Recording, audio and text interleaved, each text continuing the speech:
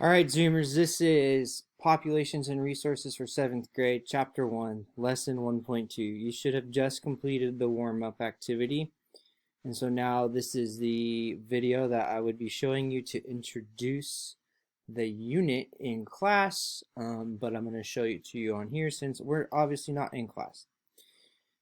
So you guys will be acting as student ecologists in this unit. An ecologist is a scientist who studies interactions of organisms with one another and their environment.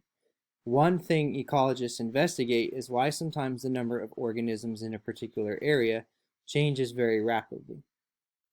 So in a moment, you're going to watch a video to learn more about why changes in the number of organisms in an area are important and how ecologists study them. You're going to hear from a real ecologist who studies organisms called jellies.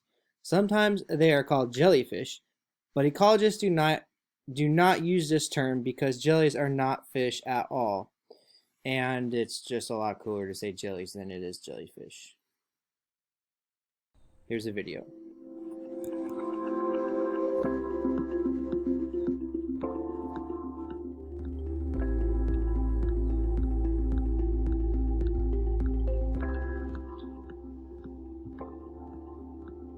My name is Dr. Kelly Robinson, and I am a marine ecologist who specializes in jellies. Jellies are one of the oldest animals on the planet. In fact, they've been around for over 500 million years.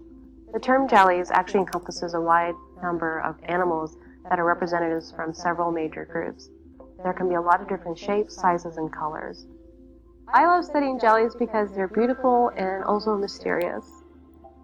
There is so much to learn about their ecology and what their role in the ecosystem is. So as an ecologist, I go out on the field, on the boat, and I sample organisms in the ecosystem. I also bring them back in the lab to do experiments, and then I take what I learned there and I put them into ecosystem models. An ecosystem is made up of both living and non-living parts.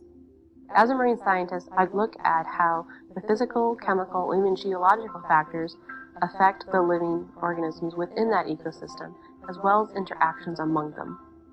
The jellies are a natural and important part of our marine ecosystems.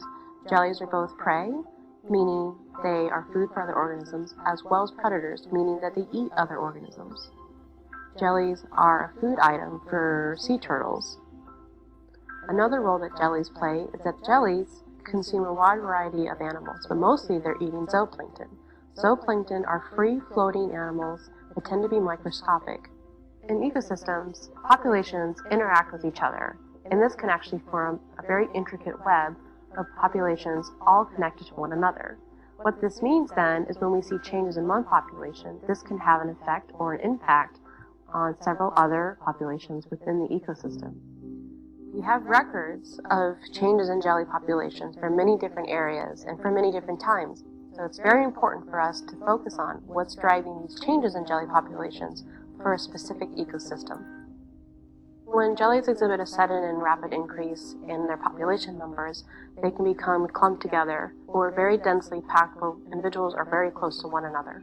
But in order to understand why we're seeing sometimes sudden increases in the population size of jellies, we need to have a better understanding of their role in the ecosystem as well as the impact of other populations on them. So if you're interested in jelly ecology, I would encourage you to think about becoming a marine scientist who specializes in jellies. We always need more scientists because if we have more scientists, then we can collect more data, and by doing that, we can get a much better understanding of the role that they play in our ocean ecosystems.